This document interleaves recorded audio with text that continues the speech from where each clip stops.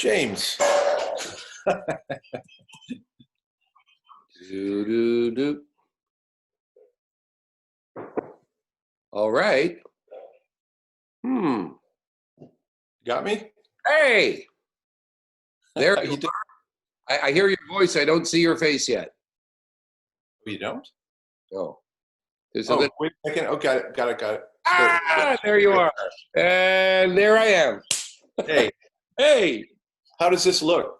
you know what? You look good. You don't look like you're in Montreal. Where Yeah, are you I in am. I Montreal? am indeed. Montreal. Sorry I'm a little late. I was in the morning rush hour, which turns out is bad here too.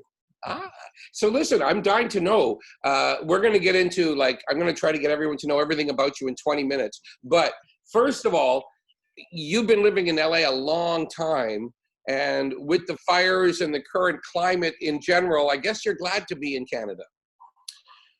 I am, yeah. We came up here in mid-June thinking that it would be for a month, maybe two at the outside, and then things just keep rolling along, and the 2020-ness of it all has forced our hand. We were going to head back a couple of weeks ago, and then the air quality was getting like sort of Beijing where we live. So, right. Is your house okay? everything's fine. Yeah, our place is fine. We've got a neighbor looking after things, but it didn't look like it was the right time yet to go. Right. Yeah. I want to start at the very beginning here with you. And I know this first part, you've already lived it, but you grew up to a musical family. You've got two brothers that are musicians, but where were you in the scheme of things? Are you the oldest, the middle? Where are you? I'm the eldest of three. Right. Yeah. Lie down. That makes sense to me. Now, your dad loved jazz piano. I'm assuming Art Tatum and Oscar and all the greats, right?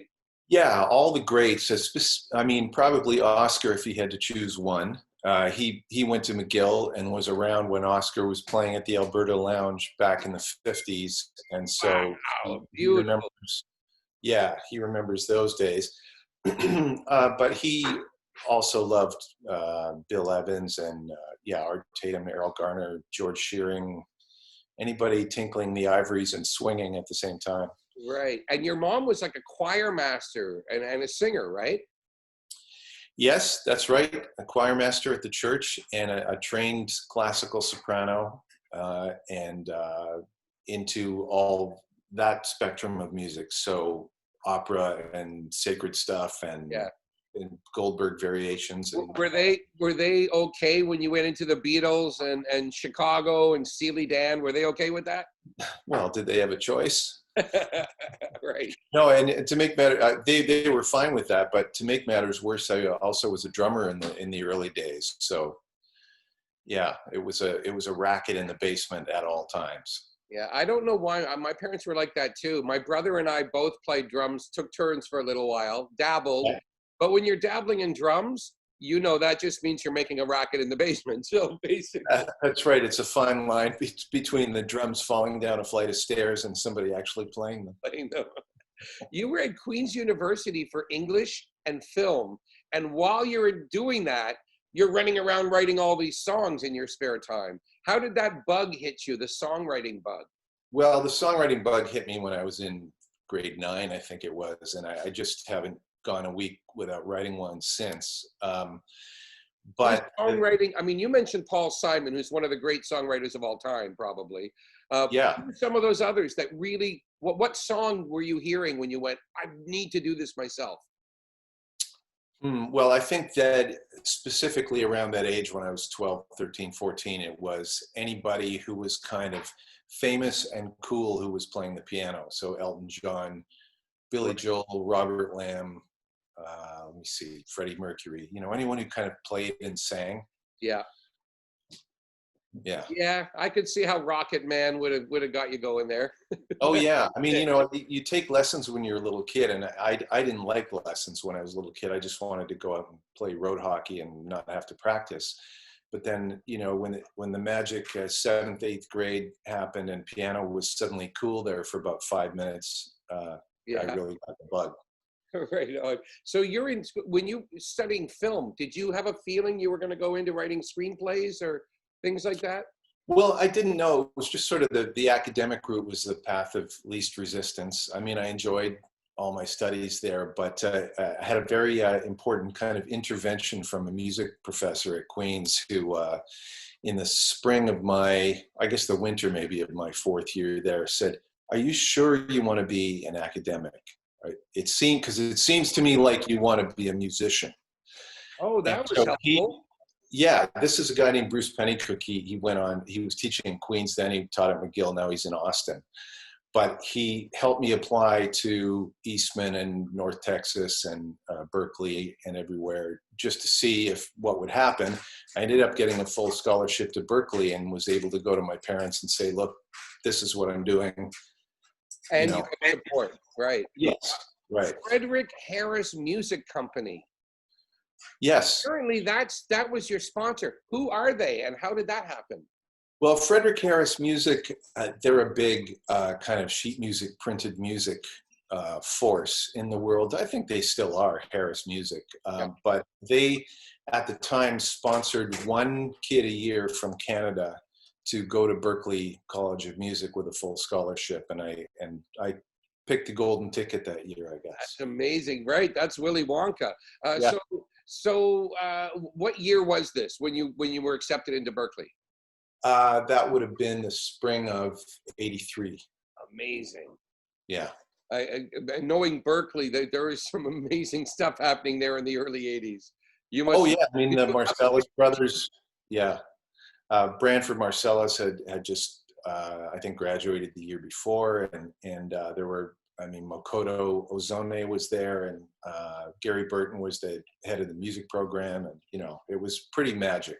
Yeah, Gary time. Burton just retired a few years ago. He stayed for a long time. Yes, he did. Yeah. Amazing guy. Amazing guy. Okay, tell me about some of your singers. Like you write songs, and this is what everyone's dream is, by the way. Like you write songs, and then someone you really admire sings it. Yes. You're at Sarah Slean or Mark Jordan, Sass Jordan. I don't know. You had so many people you worked with. Yeah, it's been amazing. I mean, if you consider yourself a songwriter first, which I do, the number one thing you want is for people to be interested enough in your material to want to interpret it. And, that last round of Breithaupt Brothers recordings that we did, like you said, included Sarah and Denzel Sinclair and Ron Sexsmith. On and on. Ron Sexsmith and yeah. Jackie and Jackie Emily. Yeah. Yeah, so it was a wealth of riches. And we sort of had the same thing going on in New York City since the early 2000s, where we've had Catherine Russell and Carolyn Lenhart and Holly Palmer and all sorts of people doing us there. Okay, well. I have a memory, and you were there. You and your brother Jeff were at Birdland, and I had taken my father on a road trip. Yeah. We went to Birdland on a Monday for Jim Caruso's cast party. All of the people, Broadway's closed. It's dark on Mondays. So all of those singers that aren't working would go over to Birdland and take turns and they each do a song. But the weird thing about this day is people kept getting up and doing songs and saying, this is a song by the Breithaupt Brothers. And I'm sitting there going to my dad, I know those guys. And he's like, sure you do, son. And I know he believed me, but he didn't know you were in the room. So you guys came over to our table. Yeah. And I mean, we were both blown away that the guys from Canada that are doing well in New York happen to be in the room at the same time with all these famous people singing their songs. That was really something. When I spotted you, I thought, what in Sam Hill? Right. What is he doing here? That guy looks like James B. And also, she had a penis. Ray Jessel. Ray Jessel was at the same show, right? Ray Jessel got up and did one of his I Look Like Einstein songs. Anyway, that was an amazing time. And it made me realize, like this, people can write in bios lots of hype. You actually go almost for anti-hype. You just basically say you worked with some people and leave it at that. But in New York, you guys have a lot of musical theater people doing your numbers on a regular basis. We do, yeah. It's been amazing the way people have embraced our stuff, and you know, you can't sort of force that to happen. You just have to let the songs speak for themselves, and hope that people are going to want to get up on the boards and sing them. And your brother's lyrics, he's mostly a lyricist, right? When I write with Jeff, that's my middle brother. We're very traditional. I'm the George Gershwin. He's the Ira Gershwin. We sort of split the thing right down the middle, and he writes all the words. Yeah, it's really timeless. Those songs sound like old songs, but you know you've never heard them before. But they really last. They're really, really something. So the Breithaupt Brothers also did a show at Kerner Hall here, another big variety show. Yeah, that was back last November, back in the olden times when you could still do giant live shows. Right, yeah. Mervyn over at the conservatory booked us in to do a full night of our stuff at Kerner Hall, which really is one of the most exceptional music venues I've ever tinkled the ivories in. I mean, it just sounds like a dream in there. It's so bizarre. And we got all our Toronto peeps together, and you know, split the songs around. Whoever wanted first dibs on something generally got it. And we had a house band, which was me and Steve Heathcote, Russ Boswell, Justin Abbott, and JJ playing all the horns, John Johnson. Really tight. Everybody you mentioned are like the sought-after sessioneers of Canada. Well, they all have their ears open. That's what I look for in a band. You know, they're all if they're accompanying a singer, they're not thinking about the drum kit or the guitar pedals. They're thinking about the singer. Right. You know. Yeah, that's amazing. And you know, Toronto's pretty great because you go from singing at Kerner Hall like Noah's Ark, basically, and then they're fixing up Massey Hall, but they say they're going to keep it exactly the same acoustically.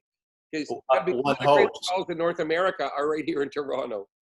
Yeah, it's amazing. And when you think of the history, when they first shut Massey Hall down, they ran a little thing online where they were inviting people to share their reminiscences, and the showbiz royalty and the historic sort of entertainment parade that's gone through there over 100 years or whatever it is. It's amazing. Have you done any shows there at Massey Hall? I have never played Massey Hall. I've at some point, I guess I will. Yeah. With that kid.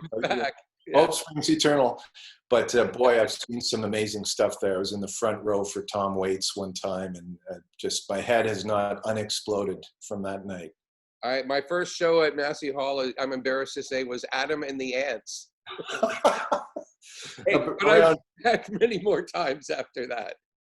Yeah, the first time I went to England, those guys were peaking, and I thought they were kind of a one-hit wonder in North America, and I went over to England, and suddenly it was like Adam Ant was Paul McCartney or something. Right. Well, also, they had a lot more energy. There are bands that were better than you think they were, because I only remember their music videos on Much Music that I thought were kind of hokey. But to see them live, they had a lot of energy. Who was the opening act? Do you remember? It wasn't the Spoons. But it was a Toronto act that was, maybe it was Toronto. Oh yeah, right. Maybe it was the band Toronto.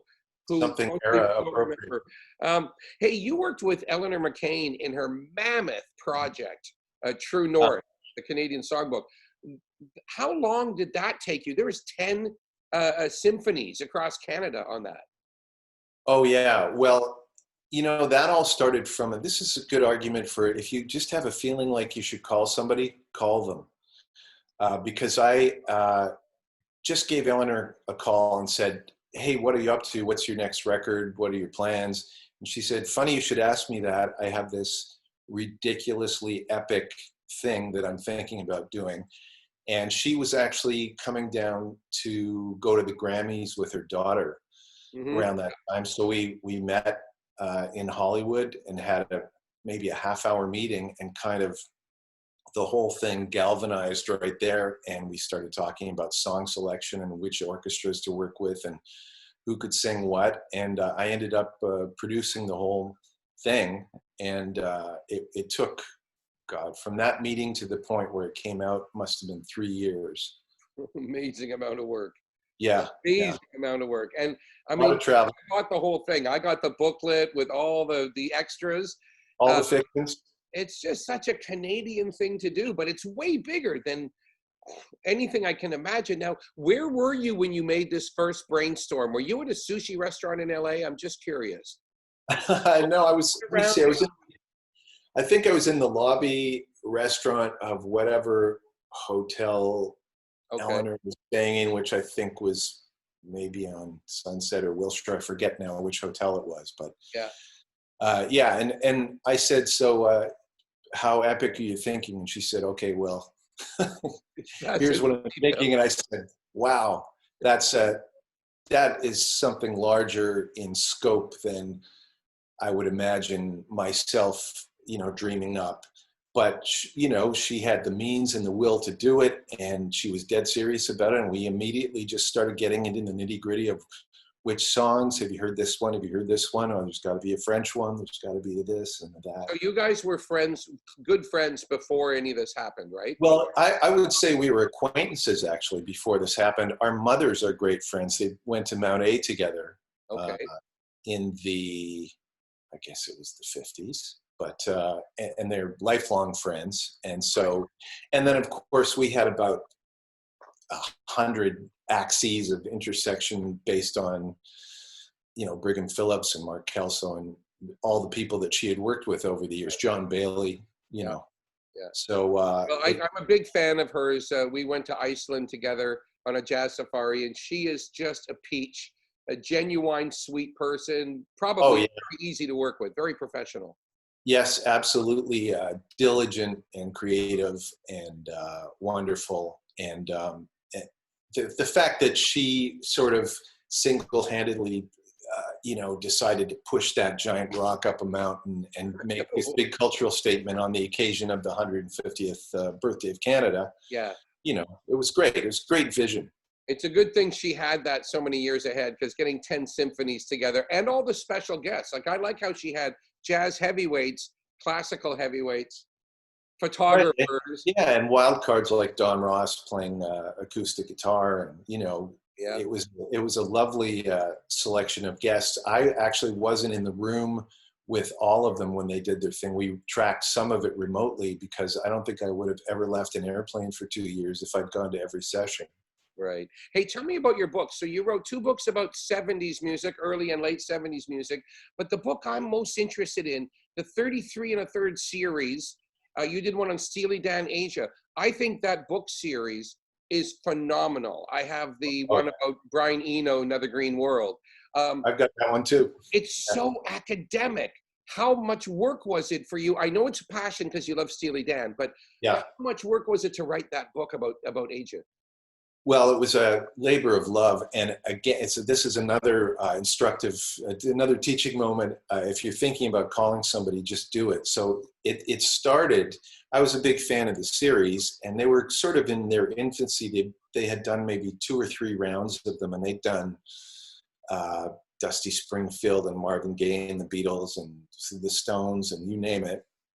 And I thought, when are they going to do a Steely Dan book, like a true hardcore fan? And finally, I figured out who the series editor was, and I phoned him at his office in New York and basically gave him shit for not doing a Steely Dan book. And he said, well, maybe you should write it. Here's how to send me a book proposal. And I did. Yeah. They gave it the thumbs up. And I immediately set about getting an interview with Donald Fagen through Irving Azoff's office, which was like the chamber of 100,000 staircases to make that happen. But finally it did, and I got to just sit with Fagen, excuse me, in his studio and just talk about the nuts and bolts of making my all-time favorite album. So that was a dream come true. So if you could do another 33 and a third album, mine would be Ian Dury and the Blockheads' new Do It Yourself, his second album. That is my favorite Dury album for sure. The people don't know about it sometimes as much as the previous one. Right, but the previous one had Sex and Drugs and Rock and Roll. But Do It Yourself was a masterpiece of jazz and funk and punk and whatever that was. And comedy. Yeah. He's so funny. Definitely. Yeah, quiet. You're causing such a racket. Yeah, exactly. If I had to do another one, I actually got in touch with them and said, now, can the same person write more than one book in this series? And they said, actually, no. But Right. that's one of their rules. Right. But I was going to pitch them Ricky Lee Jones' Pirates. Yep. Cool. Yeah, which is That, sort that, of the makes, same. that Yeah. makes sense. They only do one because they're like, no, you're the master. You know Steely Dan. You can't know everything. Yes, right. So it's the ultimate exercise in kind of fan love, fan fiction. Yeah. Yeah, I get to be the guy who wrote the book on Asia, which is pretty good. You did some music for lots of music for cartoons, but the show 16, 72 episodes with Yeah. Anton Vanderberg, my buddy Anthony. Yes, Sir Anton Vanderberg. He's a cool dude, man. You must have had fun working with him. Oh, we laughed more than we worked. Is my Exactly. memory of that collaboration. I mean, we did TV stuff But you together. picked up an Emmy for that. We did, yeah. And I mean, we worked together for the better part of 15, 20 years on TV stuff, but that was the biggest series we did. That got syndicated all over the world and was in 30 languages or something. Yeah. And I didn't even know we had been submitted for the Emmy Award for the theme song. And Ron Prue, who I'm sure you know. He's out west now, right? But from Toronto. Yeah, but at the time he had an office in Venice, California. So I guess he was physically at the Emmy announcement. And he called me at home that morning and said, "Hey, congrats on the Emmy nomination." And I said, "On the what now?" And yeah, so that's how I found out. Hey, my favorite question. Sorry, I keep cutting you off. It's a little bit jolty here. No worries. MonkeyHouse. My favorite thing. I'm saving this till the end because this band, the production is unbelievable. I really feel like I'm back in those early days of Steely Dan. Where do you get your production knowledge and how do you make something sound so new and so retro at the same time? Well, that's definitely the mission statement, is to make it feel grounded in that tradition, but have it still be fresh and be what it is, something in and of itself. I mean, I can't take all the credit for how it sounds, because that has a lot to do with my co-producer, Peter Cardinelli, and my multi-Juno award-winning, now Latin Grammy-nominated engineer, John Bailey. Right. So, and those guys are meticulous to the point of, it's like a science. And, my end of it is to just come in with good songs, pick the right players, and arrange it properly. I like writing for horns. That's my favorite part of the whole process. So back in the day, whether it's Chicago or Blood, Sweat and Tears or Steely Dan, all of these kind of horn bands back then, that was probably a big inspiration. Oh yeah, to say nothing of Chase and Lighthouse, and there was a lot. It wasn't a weird thing to have some horns on your permanent roster back then. So you spend a lot of time, like if you're living in LA right now, you're in Montreal. Your records are done here in Toronto. How much time of the year are you spinning around? Well, it varies. I tend to go back and forth a lot for work, and plus my mom and my two kids still live in Toronto, so there's that. Two boys who are musicians. They are both in the music business. God help them. I know.